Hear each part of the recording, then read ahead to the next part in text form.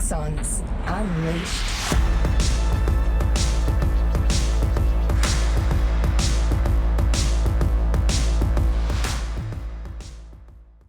G'day everyone, my name's Robbie Turner. Welcome back to another episode of Axons Unleashed. I've got two amazing guests with me today. Actually, one of them's not a guest. It's not my right-hand man. I don't have one of them anymore. It's my right-hand woman. Yoo!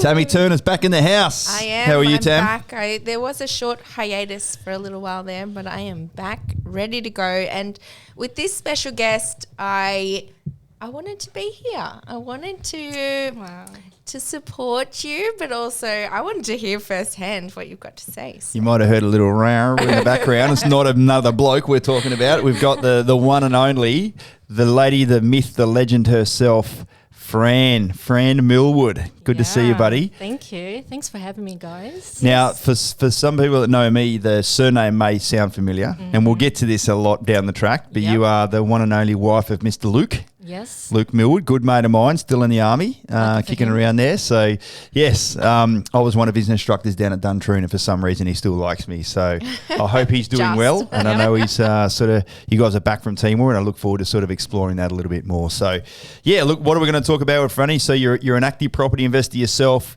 You're a military spouse. You've spent some time overseas. You're now back in Australia. So, lots and lots of lessons learned. Part of our amazing. Yes, so for those watching on YouTube, if you were just to be so kind as to move the hair off your left breast there so I can see the logo.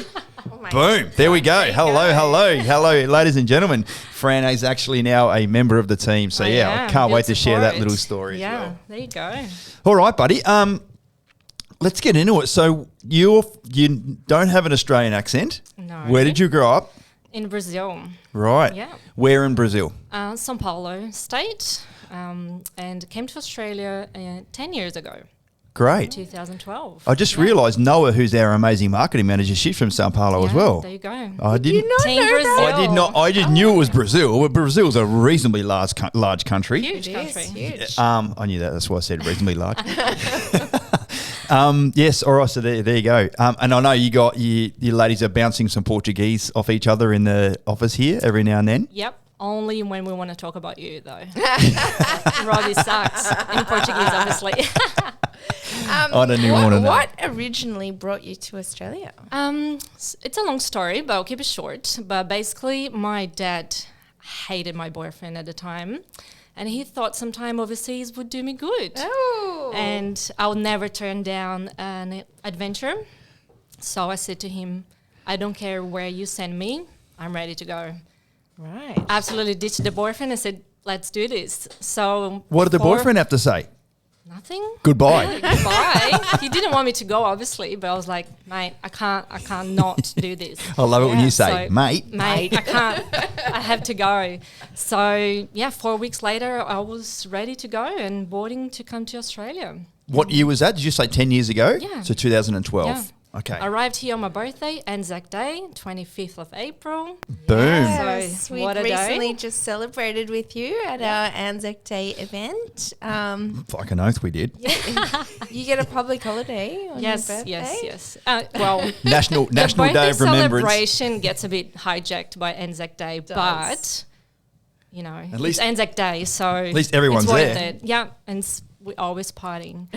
So I came here and did 8 months of English, intensive studying for 8 months. Did you know how to speak English before you got here?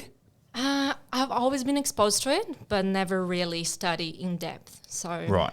So never you could took it seriously. Speak broken sort of English. Very broken. Right. And the Australian accent was a shock for me because I've learned American English. So Of course. I'm like, what am I doing here? You know? Yeah.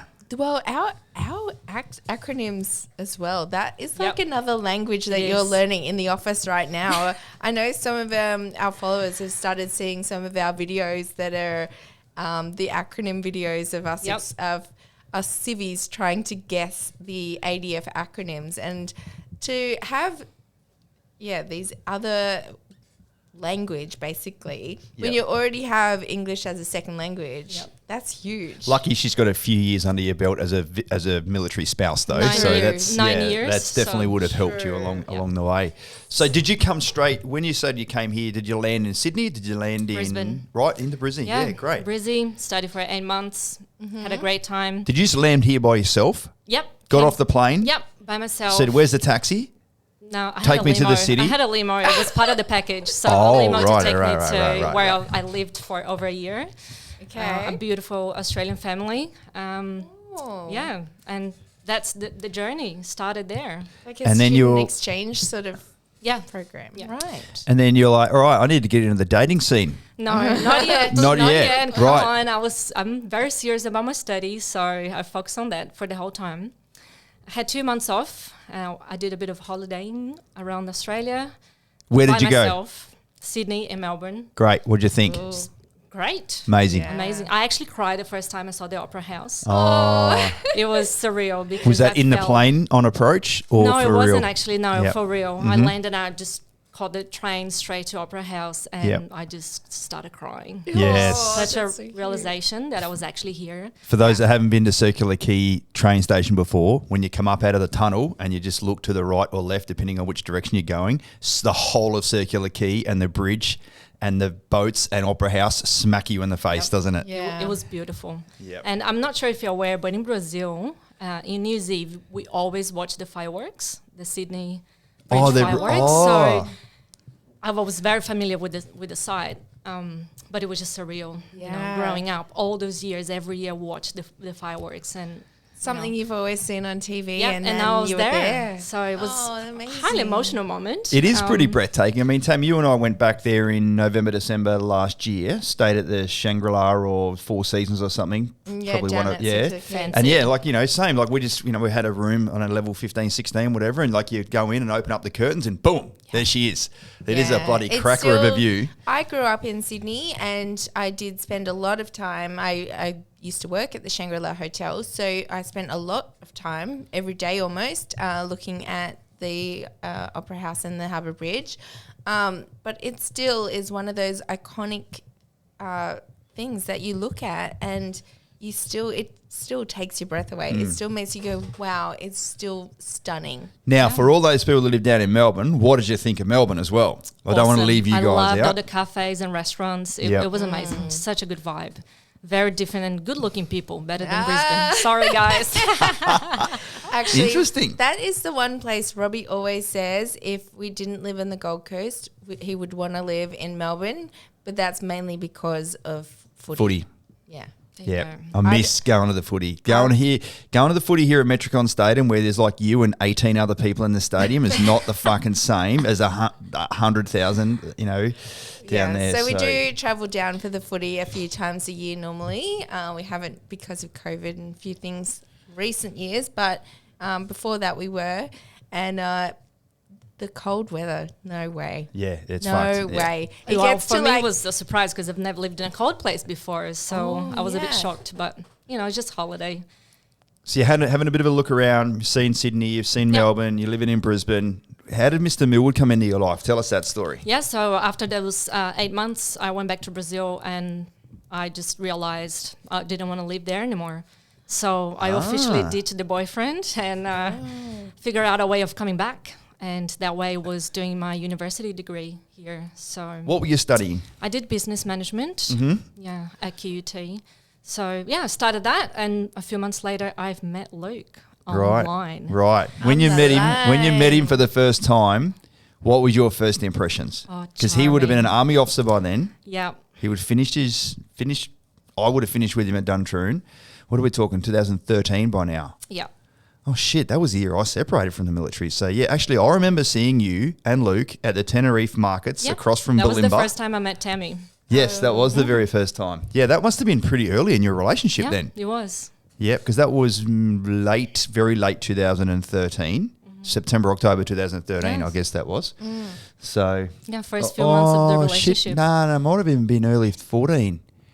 Yeah, because we spent a few years. Yeah, it was. It was early 14 when I saw you that time. But even still, if you met then, that's good. I think it was the first time we met as well. Yeah. It was. Yeah. First of many. Neither did it. None of us knew that was going to be the case. Yeah, there you go. And now we're here. I know, how crazy. Like meeting all those years ago and just like there was none of this in We couldn't have dreamed anyone's of this. future. Axon wasn't even a sparkle in my It eye. wasn't, no. Yeah. Not even close. Not Crazy. even close. And for those who want to know how Axon started, go back to season 1. Your relationship started on, might not have been Tinder, but online. Yep. And Axon started because of an online dating app as well. And it's got nothing to do with you and I. No. But anyway, go back and have a listen. There you go. What was it like when, so you sort of got to know Luke a little bit, and he's an Aussie bloke through and through. Grew couldn't up get in him country more New Aussie South than that. Wales. Yep. Loves being in the military, all that stuff. How did you start to really feel like a defence spouse as you guys matured in your relationship? Actually took a few months because when we met, he went away 4 weeks later for 4 months. And there you go. That's the first introduction to being a military spouse. He was just gone for 4 months. But we kept the relationship, there happening. Of course. Yeah. Yeah, so... Did you what do you mean you got to go? Surely, if you're dating an army officer, then they're going to go away for short periods of time. Like they live a pretty I had no adventurous idea. life. I had no idea. Having said that, though, going back a little bit, I was online dating for a while, and I actually came across 2 military guys, both army, and one of them was a disaster. Funny story. I mean, I hope this guy never sees it or listen to this because... It's all right. No he's names, gonna no pack drills. No, I Oh, don't but even, who knows you? honestly, I don't even remember his name. That's Okay. how bad it was. Right. But, nutshell, he was 2 hours late for the date and I ended up paying for his lunch. Ooh. So not a good first impression of, defense people. Wow, you're very generous. You're 2 hours late, champ, and I'm still going to pay bloody How did you $100 for pay your lunch. his lunch? Well, he arrived 2 hours late. He was super hungover. And I just feel sorry for him. I'm like, I think we should get something to eat. So I'll get this, hoping, that the day would carry on and we'll have more drinks and he'll get the next round. Never happened. He just had his meal and he's like, oh, I feel really shit. I have to go. Wow. Wow, no wonder that guy remains nameless. That Yes. is very forgettable. I've never not heard you say that before. It's a terrible story. So that was round 1. Tell me about round 2. And round 2, he just decided to join the army. So we met, and then a few months later, he's like, See you I have later. to go, and this is not going to work. I was like, okay, no worries. And Round then- 3. Yeah. Third time's a charm. Third Third time's the lucky. charm, yeah. And then, so I met Luke. He went away. We tried to make it work. He's a very charming guy, talks a lot. And I'm like, He's my sort of guy. yeah. Like, If anyone for me to put it in perspective, he's like a mini Robbie to me. Like you and him are so alike in the way that you speak and the way you banter and joke around. just so much energy. Energy and passion and it's just it's one of those. He's also one of those people that you wonder how the hell. What has he had this morning to make him jump out of bed like this and just Just go have a good day. I feel really uncomfortable. Like when, Paul, what's Luke like? I'm like, he's a fucking great bloke and this and this and this. I'm like, some people call him a mini me. I'm like, oh, fuck. Anyway, it feels weird. So that was my first sort of introduction to, just him going away and me being like, wow. Did you guys do any postings together? So you're in Brisbane together. Yeah. So no, we didn't do many postings together. We actually were separated for most of our relationship. And that's mainly because I was studying still. Yep. So I'm like, I can't give this up. I'm here to do this. Yep. My study came first.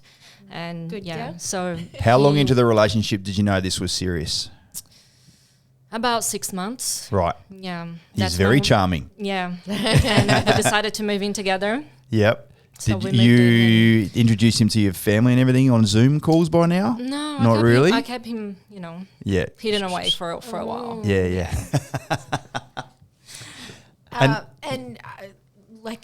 Doing full-time study like that's such a good way to experience English, but to learn English. And I was not ready for it. It's next level. You go through even like coming to Australia and doing an exchange program, you're learning the basics. You're not learning how to write academic essay. English or essay or sit there and listen to a 2-hour lecture on complex, subjects. It's doing finance and law and accounting. It's Whoa. ridiculous. Oh, so it's right. So all I was- official terms. So I think that's Business why stuff. our relationship went really well the first year, is because I was so busy. I was studying 12 hours a day at least. I had to watch every lecture twice to get a sense of what was going on, and each assignment took me double the time to finish. So I think that's why it worked out. I was busy, he was busy, you know. But you guys certainly did one big move together. Yeah. Tell us about that. When did you get notified that you were going to go over and live in Timor for? I think it was maybe only 1 or 2 years at first, and as we'll tell the story about how that dragged on for a lot longer. Yeah. What were your first thoughts then when Luke's come home going, "Hey, babe, I've got this opportunity. We're gonna go get posted." Yeah, it wasn't like that. Sure. Really, because he made that position. He created that position for himself. Right. So awesome. it was a very slow drag and story of like, we might be going, you know, I really want this position. I need to make it happen myself. So I was warmed up throughout. I think it was almost 2 years it took him to get that position. Can you remember what was his driving factor to remain so focused and have that laser-like willingness and sort of determination to get over there and contribute? Yeah, well, I think he just wanted to experience a different side of the fence, just being, you know, overseas, which he's never done before. And he's a very good teacher, you know, and he wanted to go there to be an advisor. So that was his focus. He's awesome. like, I love teaching. I love dragging people from A to B, making them better. And as an advisor, that's what you do. And very coincidentally, their main language over there, besides Tedem, Bahasa and Indonesian, is Portuguese. It's Portuguese. And what's your native tongue? Portuguese. Yeah. So he went down to do the language school? Yes, he did. Yeah. How long was he down there for? 9 months. Yeah, 9 months. So and then you were teaching him? I was a bit lazy with that. I got frustrated, and then I'm like, nah, I'll just speak English. It's just easier. were you... He's done amazing, I've got to say. Yes, he absolutely... I know you're a He's massive very fan of fluent. his. How did it make you feel that someone that you've known as a full-on Aussie bloke, grew up in Western New South Wales, was now starting to talk and become reasonably fluent in your native tongue? It was cute. He said he wanted to learn it to speak to my family, but I'm like, I'm not sure about that. I know that did come to fruition though, didn't it? Yeah, it did. Yes. It did. He was just so focused in Timor, and obviously that would open up the doors for him, and he just got it done. But he learned how to speak Tedem as well, yeah. So he's And he did, yes, so yeah. he's looking After now. Portuguese. Yes, so three languages under his belt. And Bahasa. So yeah, far. right. Actually, Wow. and I've seen him and witnessed him speak a bit of left-handed Swahili after about 35 beers as well. So that's maybe his fifth language. The drunk language. Yeah, me too. Yeah, so I was warmed up for Timor throughout the years. Okay, well, that's good. Yeah, so it wasn't like, hey, my posting came out. Yeah. And how In long was 3 it weeks. originally going to be for? 2 years. Right. But the backstory of him opening the position, he went there for 12 months. Oh, sorry. It was meant to be 3 months. He said, hey, I'm going to go there and just show them what I can do. So hopefully we can get this position created for me. And I said, no worries, you go. You know, I'll see you in 3 months. The day after he left, I found out I was pregnant with our first child. Oh, wow. So he left, and then the next day I just freaked out and called him. I'm like, I'm pregnant. And we were trying for 18 months. So it was a big news to give him. Sure. And he said, oh, that's amazing. You know, I'm here for 3 months, but I'll be back. I said, no worries. So You just take care of all the morning sickness and you just make sure luckily you're okay. I didn't have any. It was such an easy pregnancy. Oh, good. But that was my first move in South Australia. So sorry, go back a little bit. We moved to Canberra, and then that's when he got the temp position in Timor. Right. So it was the first time I moved by myself in the country. I was in a cold place. I What did you didn't think of know Canberra? anyone in Canberra. Wow. Apart from one friend that she pretty much kept me sane Yeah. throughout the pregnancy. Good. 3 months, and a week before Luke was coming back, I was so excited. I'm like, I just want him here, you know, share this To pregnancy with me. Yep. And then bang, standard defense stuff. You got extended for another 4 months. Oh, So whoa. I was like, okay, so that's going to be 7 out of 9 months of my pregnancy by myself. Yeah. But we had a goal, and that goal was to get to Timor. We knew how important it was for him. So That would have been, That's it. wow. You That's just, even you just sitting there now with your hands on your hips, you're like, oh, well, that's just what, So and it's like, no doubt you've experienced that so many did he not times. see you for the whole 7 months? yeah. So I went once to Timor to say hello for 2 weeks, and then I came back Yeah. because I was working at the time. So What were your thoughts when you got over to Dili? I landed and I was instantly overwhelmed. It's like chaos. Yeah. Like The smell. the smell, just the cars Yeah. and motorbikes, and just, it's just chaos. There's no Yeah. other way to describe it. Yeah. And I was a bit Nothing shocked. like Australia. No, No. but Luke has already been there for a few months, so he knew, people and places, and he just made sure I was nice and calm. And said, Did it "Hey, remind you at all of Sao Paulo? Look, Not as busy. no, That's I would say chaos to maybe- another level. maybe country like somewhere really remote in Brazil. Okay. There was some Right. similarity. Mhm. Yeah. But it was a bit, I'm like, oh my God, this is where I'm going to live if this job takes off. So you Was a went to bit the nervous. compound for the first time, the Aussie yeah. compound there, and what Yeah. were your thoughts of That that? was fine. It's beautiful. I mean, Yeah. you're literally living like royals. Right. It's the best accommodation in the country. It's so privileged. Great. Yeah. So then, he came back and just in time for birth, which was great. That was my only request. Like, I don't care what happens. Please You got to be here. there. Yeah. That was it. That was my only request. Yeah. Um, Tell me about the naming of Vans. How did that come about? It's a beautiful name, by the way, and It it, is and it Vans. suits him perfectly. Yes. It's very unique. So Luke is a big fan of UFC. And We he know this. loves, yeah, he loves a UFC fighter from Brazil that's called Vanderlei. But Vanderlei is not a very popular name in Brazil. Like, if you were to equate to an Australian name, it would be like Shano or Steve-O. Oh, Like- really? Like a bogan kind of name. It's like I hate to say that because I'm like, people that have those names. Sorry, Shano and I'm Steve-O. I'm not calling Sorry, you Logan, fellas. but it's not a, yeah. So I said, no way, I'm not calling my Vans, my baby My boy, baby, yeah. Vanderlei. Vanderlei. And we went back and forth, and he's just like, wow, what about Vans? Compromise a little bit. You give me 3 words of the name that I want. I'm like, okay, add a Z at the end to make it unique. Yep. There you go.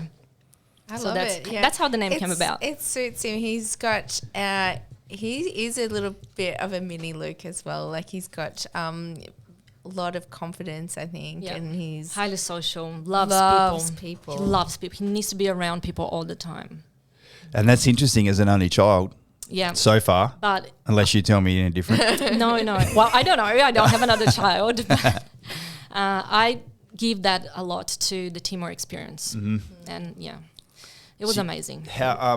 When did you go over there and pack up everything in Canberra? Yeah, so Vance was born. It was just in time to get his vaccinations ready. So he was born in December. March, we were in Timor. Great. Wow. Okay. Yeah. Were Put- his vaccinations done then? Yeah, it was. Yeah, it was literally Just- like on a Thursday, got the last round, and then Yeah. flew in the next few days. Did you sell everything in Canberra or put it in storage?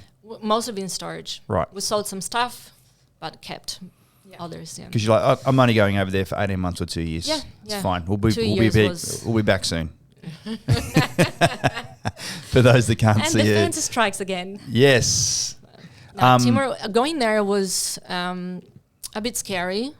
Not for myself. I was scared for Vance. I'm like, there's not the medical facilities there is very limited, and as a newborn, 'Cause he's only a you few worry. months old, yeah, he's- yeah. He was 3 months. So. Yeah. Yeah. But the services were amazing.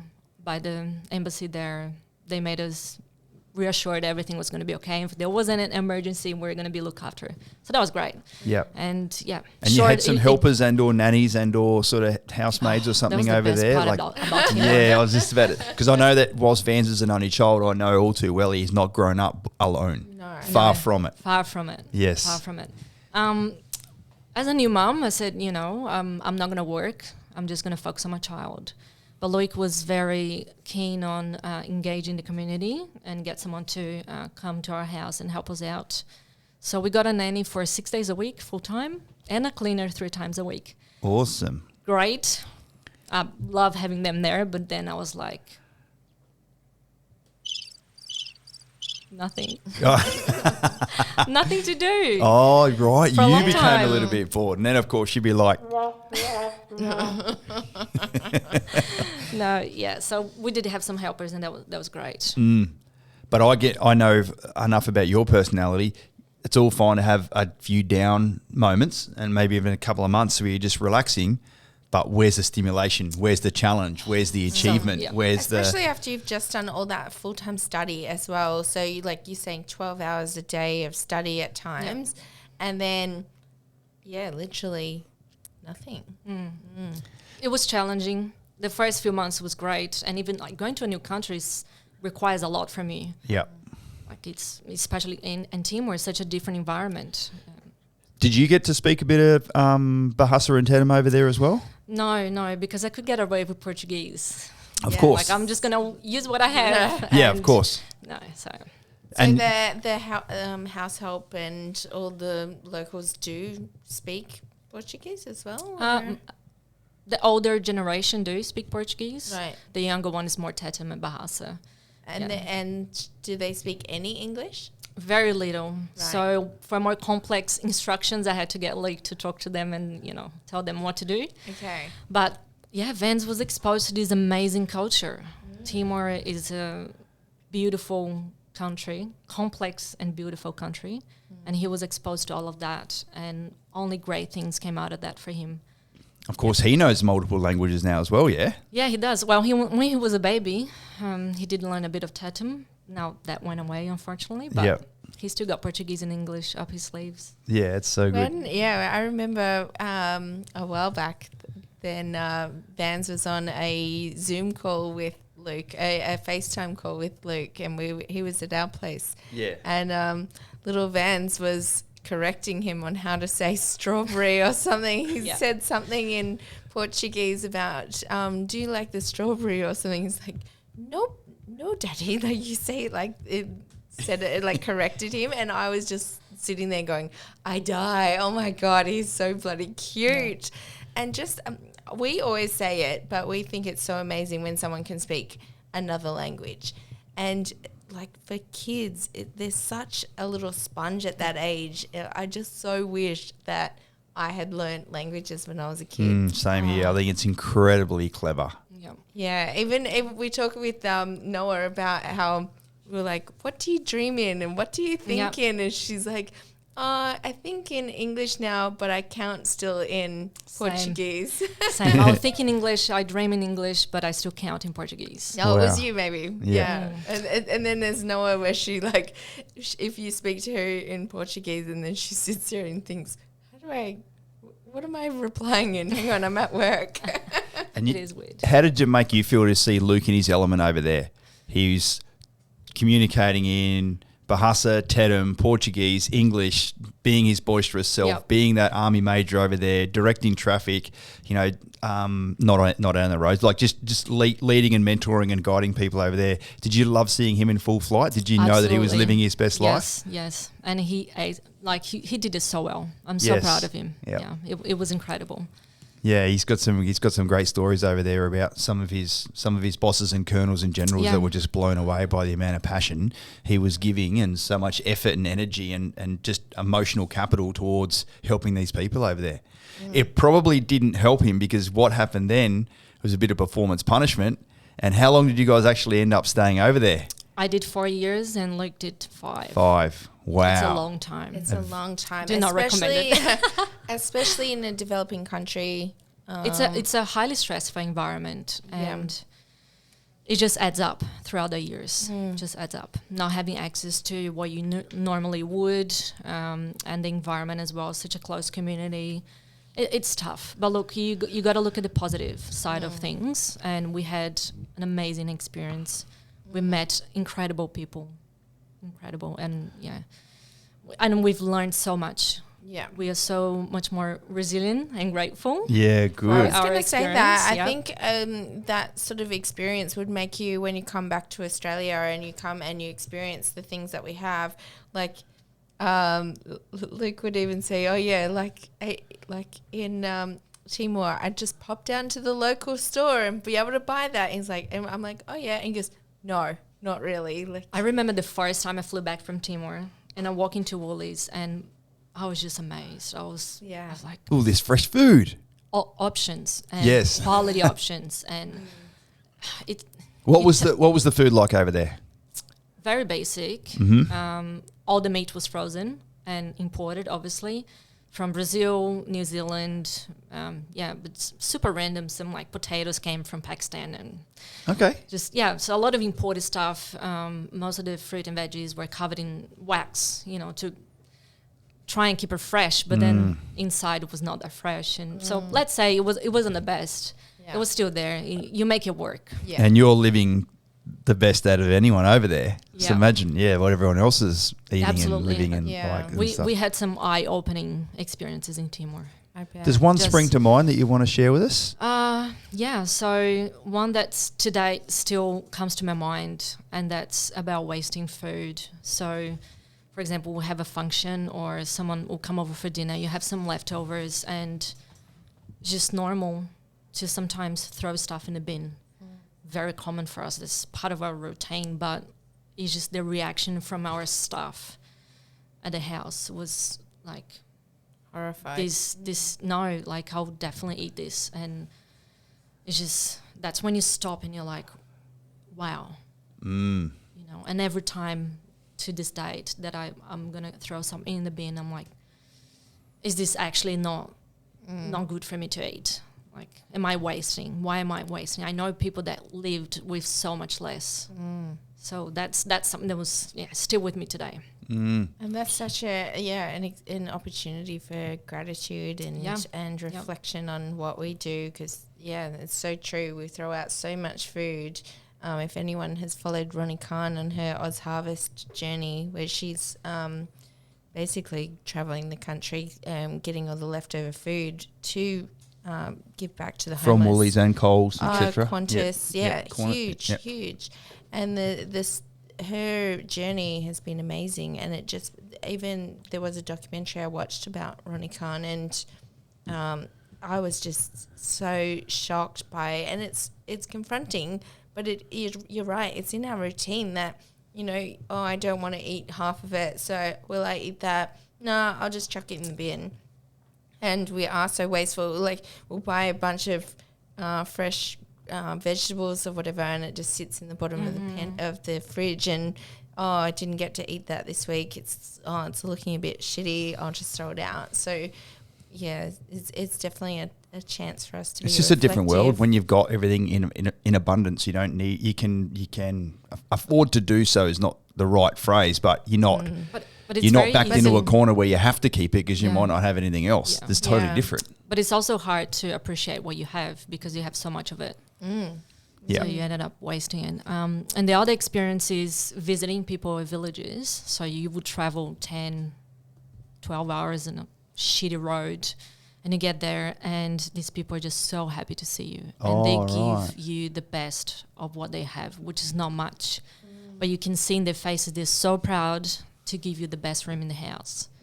That it's nothing to Australian standards, but it's not about that. And you're showering in a bucket shower, they don't have a proper toilet, but they're just so happy to give that to you and have you there and share their house with you.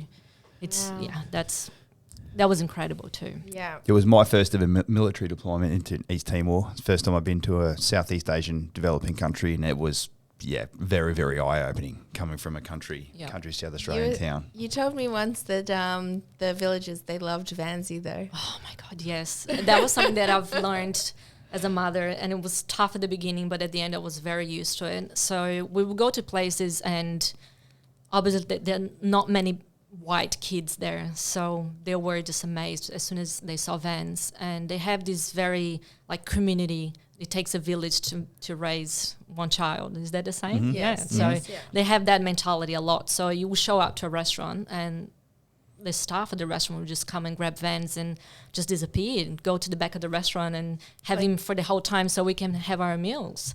And same with the villages. We'll get there, and Luke warned me every time. He's like, hey, there's nothing to be worried about. We know these people. It's all good. They just wanted to help and have fun with vans. And same thing. Get out of the car. He's gone. We'll only see him when it was time to go to bed or to eat. Yeah, wow. And Vans is just now so easygoing. Yeah. He goes with anyone.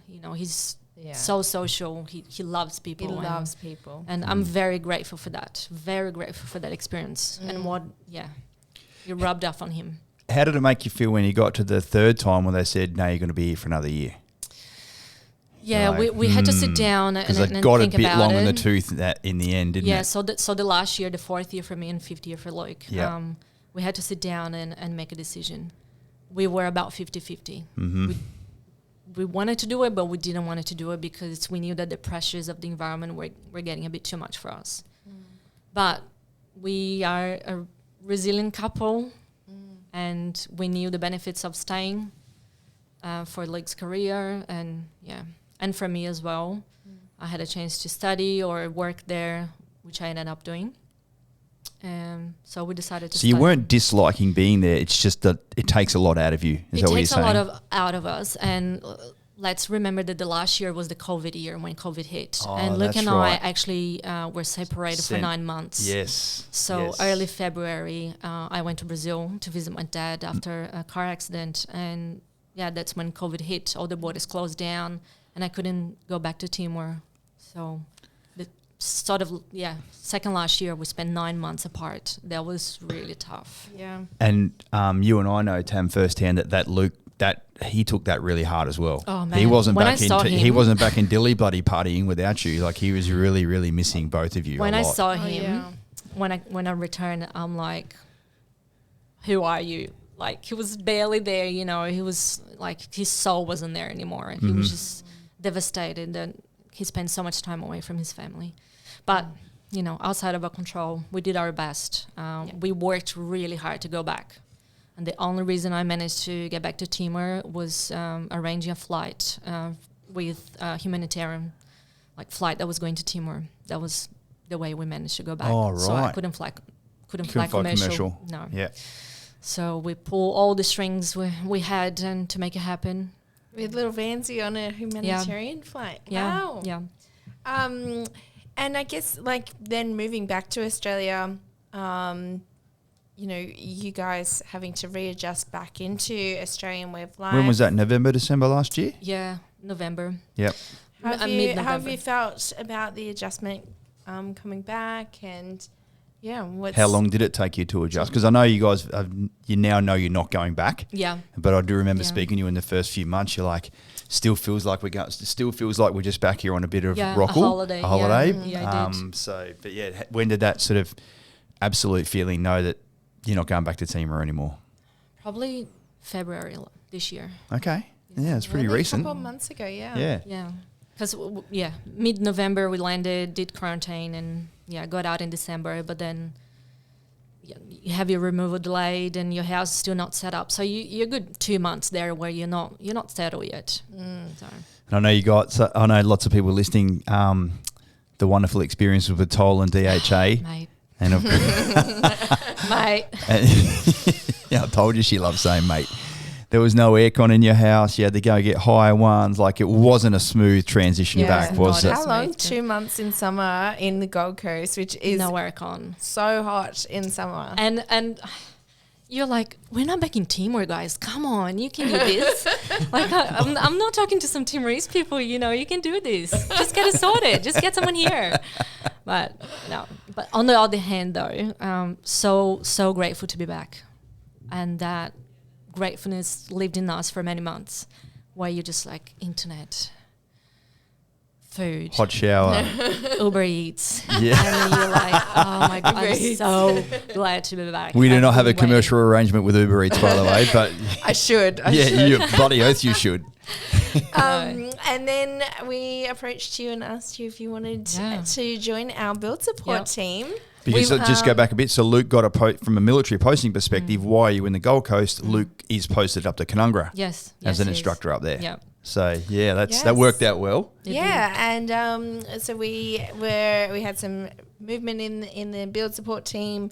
We promoted Natalie, and we had a little vacant spot there in our build support team, and gave you a call. I think when I was, because I've got 2 properties with you guys. The last one, towards the end of the build, I was just talking to the build support team, and I actioned some items really quickly. I'm like, I'm the admin girl. Like if you guys ever need anyone, just, give me a call. So I started harvesting that interest early Actually, on. I think because we had our Axon 5-year anniversary.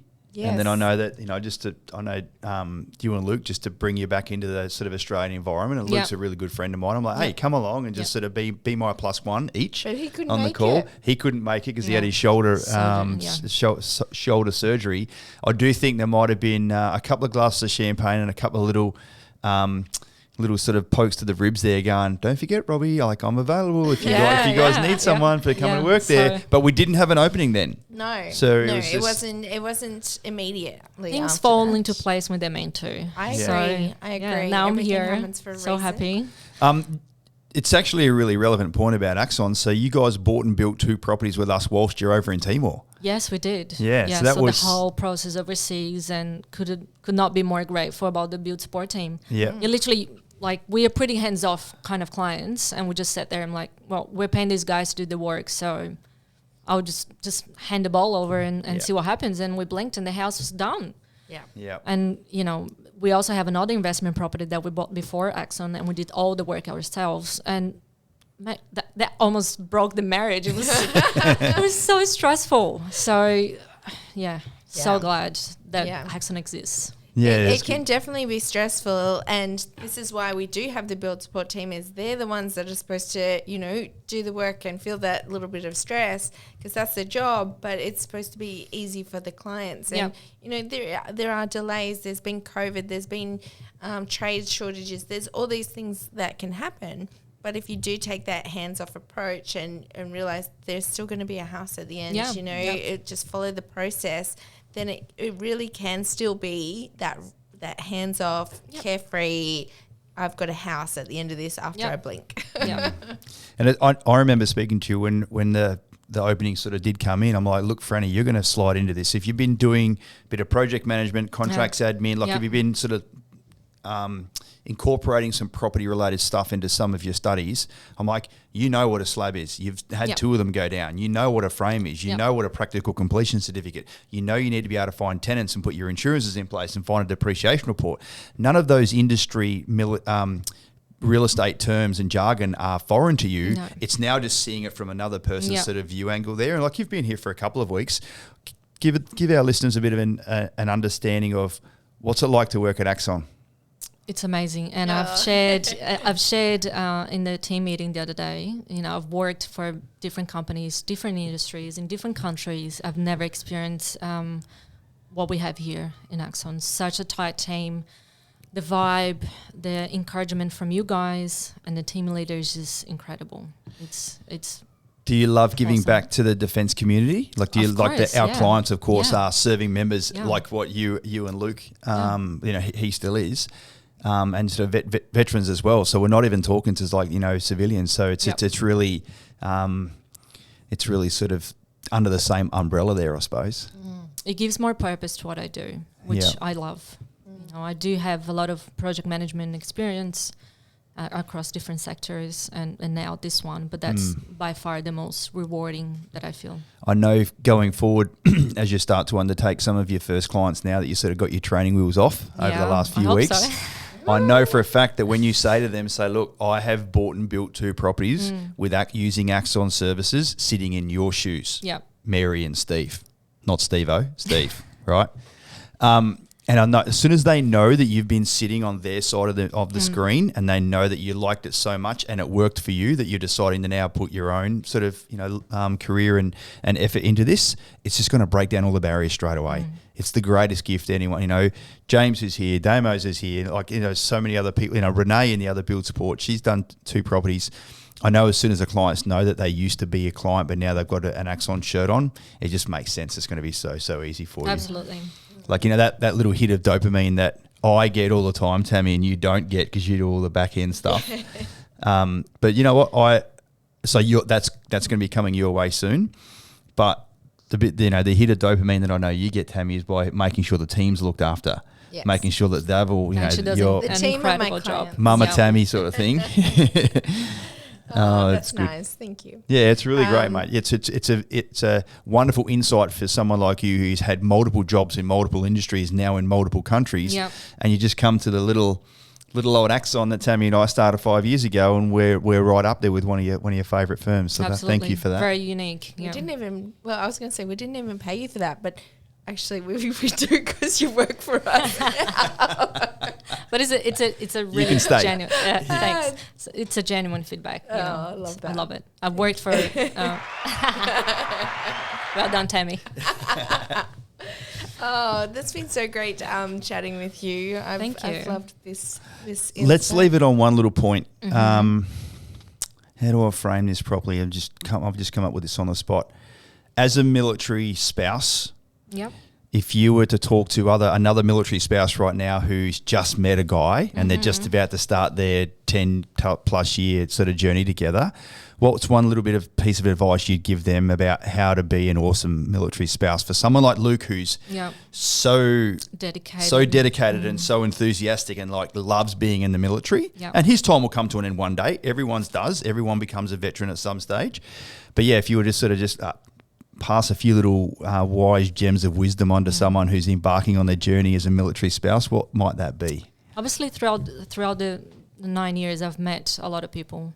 And what I have to say is that defense people, they're special. There's no other way of putting this. They can be different kind of special. They can be different kind of special, but they're always special.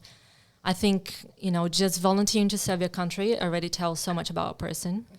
The work that they do, it's amazing. As a military spouse, though, it's a tough ride, but it's rewarding too.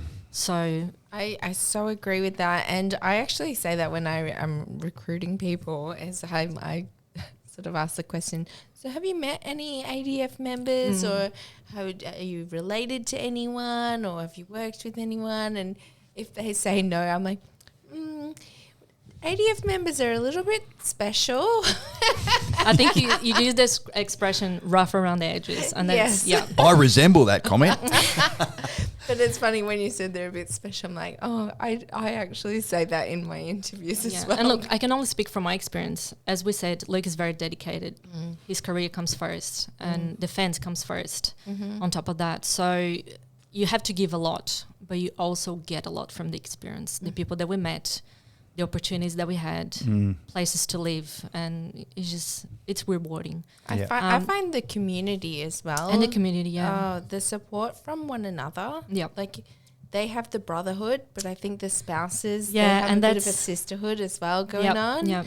Well, for the wives, I'm sure there's, all the different sexes out there, male, female, whatever. But just talking from my experience, the community has been, for me, was amazing, and I think it's second to none.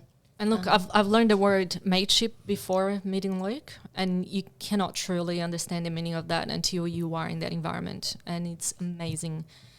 It's incredible what people will do for you throughout the years. And Luke still has great mentors and people that we met that we're so proud of and glad to have in our lives. So a bit of advice is just be patient and just ride it and be grateful. It's tough, but it's rewarding too if you know how to take that on board. They're very special individuals that deserve to have a family. So, be the kind of person and support them the way you can. Tough times will come for sure.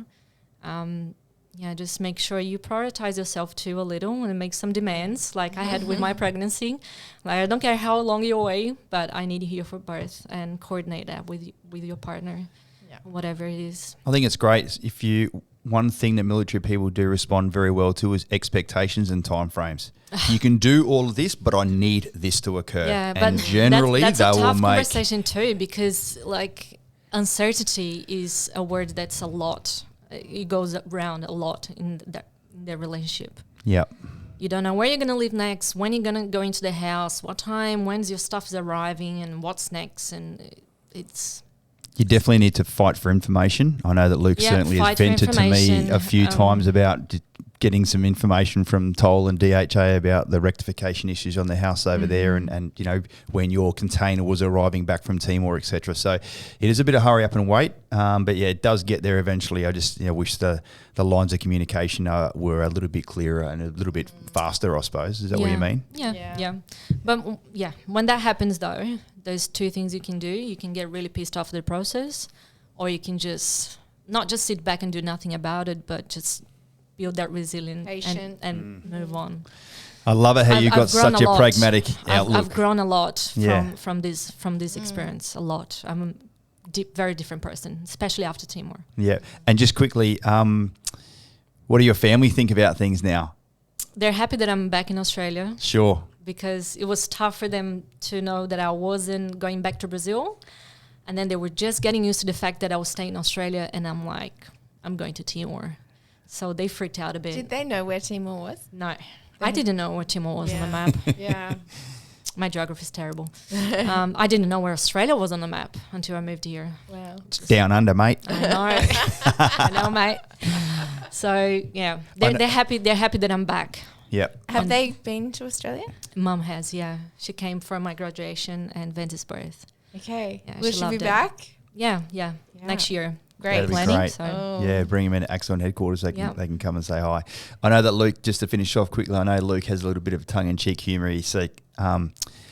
I know that it's easy. He can communicate with your family now that don't speak English in Portuguese, but I know that your dad's got a little wry smile there going, this fucker doesn't actually know how to speak my tongue. And because your dad's got a very fast way of speaking, I understand, and he's got his own little dialect and a bit of accent, and I reckon accent he there as actually well. he does on purpose, so Luke won't understand it. Yeah. So Luke is always like, huh? What? And Dad's like, I'm just going to speak really fast and use slang so you can't understand me. Yeah.